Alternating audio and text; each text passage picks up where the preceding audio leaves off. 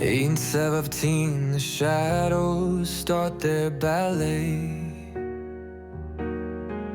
You in burgundy heels me. The Map of Almosts by Max Anthony. Every morning at 8:17 a.m., two shadows aligned on Rue des Almosts. Elias, the rumpled bookseller, would flip his shop's sign to open just as Clara's burgundy heels clicked past his window.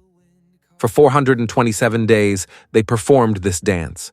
She never buying a book, he never acknowledging how her laugh from yesterday's encounter still hummed in the air. Their first collision wasn't an accident. A gust of wind sent Clara's scarf spiraling into Elias's display of Keats' poetry. As they knelt gathering pages, their pinkies brushed over "A thing of beauty is a joy forever."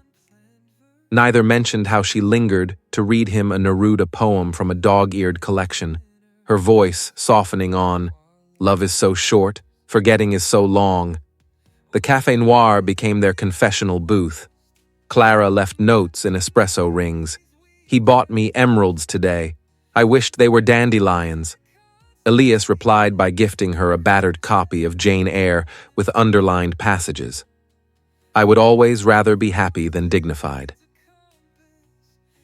During a December storm, they shared a doorway, shoulders trembling not from cold, but the electricity of elbows grazing.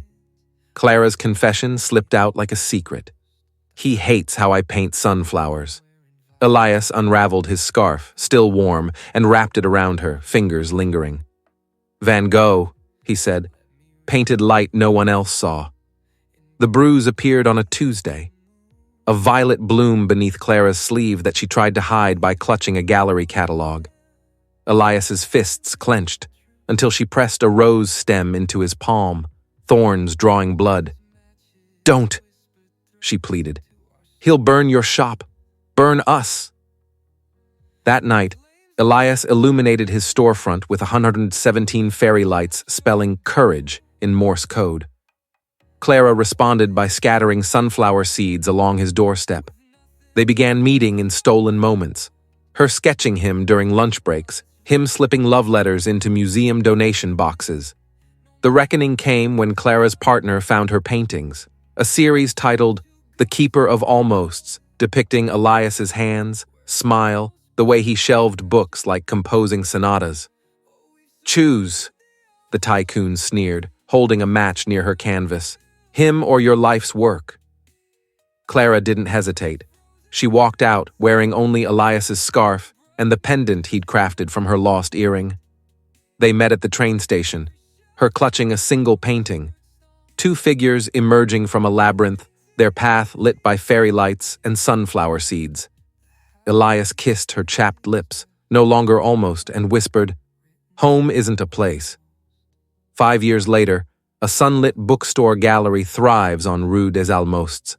Patrons marvel at the mural above the door, a clock frozen at 8:17, its hands shaped like a rose and a paintbrush.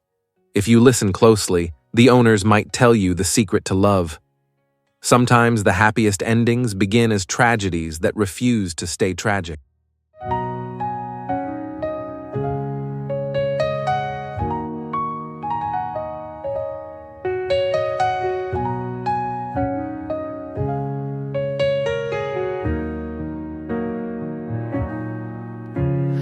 Eight and 17, the shadows start their ballet.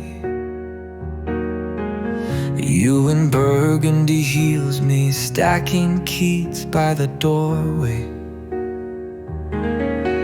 427 sunrises of almost said things. Your laugh still hanging where the wind caught your scarf's wings. We spoke in dogged lines and